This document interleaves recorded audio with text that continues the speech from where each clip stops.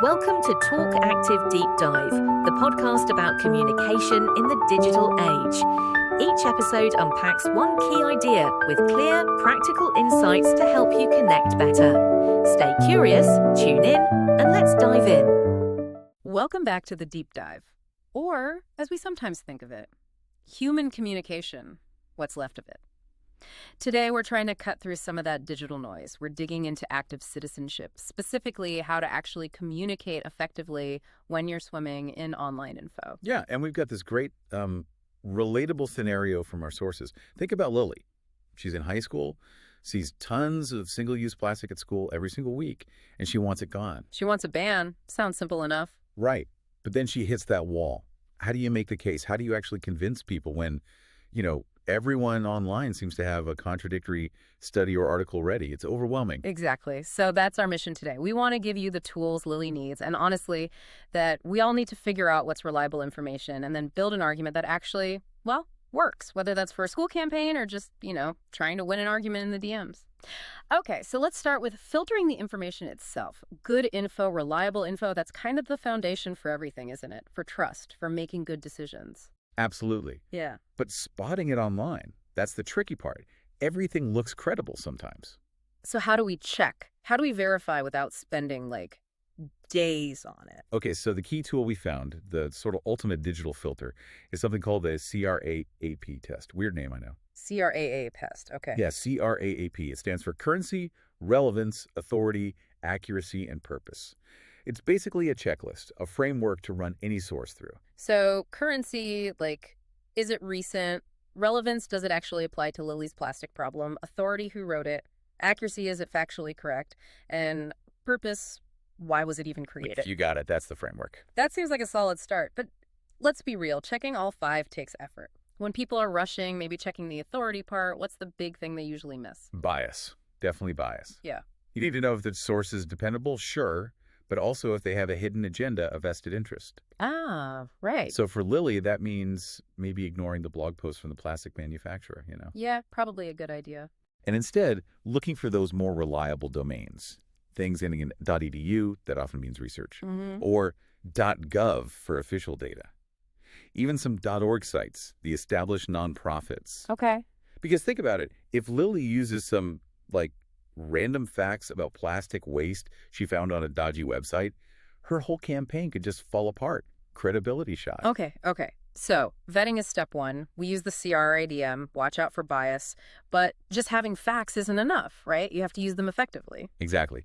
And this is where understanding the difference between a fact and an opinion becomes super important, especially online. Let's break that down. Fact versus opinion. Okay, so a fact is something you can objectively verify. It's supported by data, evidence. It stays true no matter how you feel about it. Like the classic example, the Eiffel Tower is in Paris. You can check that. It's measurable. Right. Undeniable. And an opinion. That's subjective, based on feelings, maybe personal beliefs, interpretations. It can't be universally proven true or false. Yeah. So saying the Eiffel Tower is the most beautiful building in the world. That's just your opinion, man. Precisely. It's your feeling. And connecting this back to Lily, she might feel really strongly that plastic is wasteful. That's her opinion driving her passion, which is great.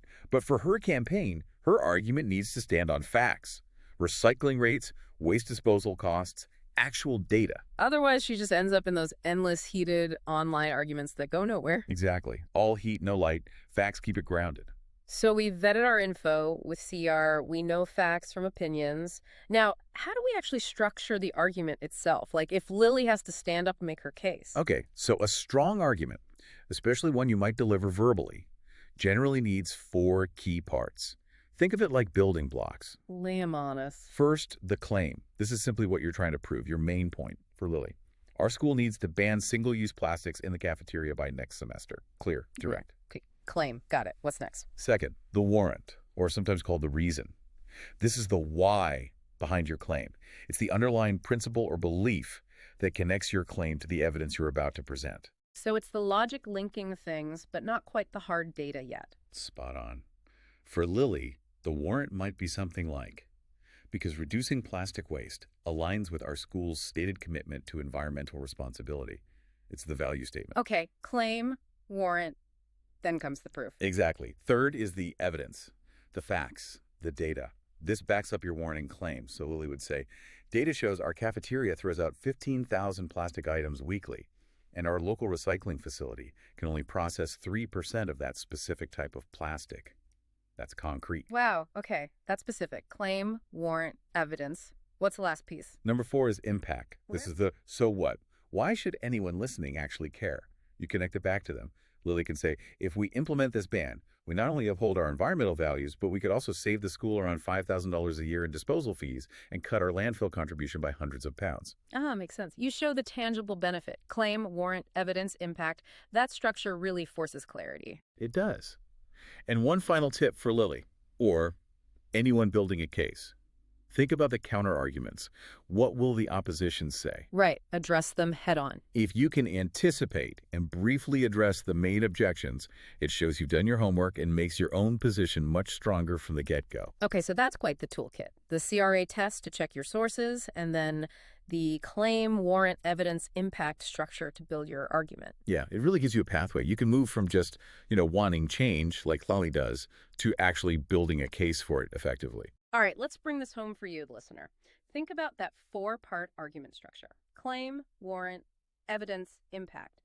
Now, reflect on maybe the last time you tried to convince someone of something significant, maybe a big purchase, a change at work, whatever.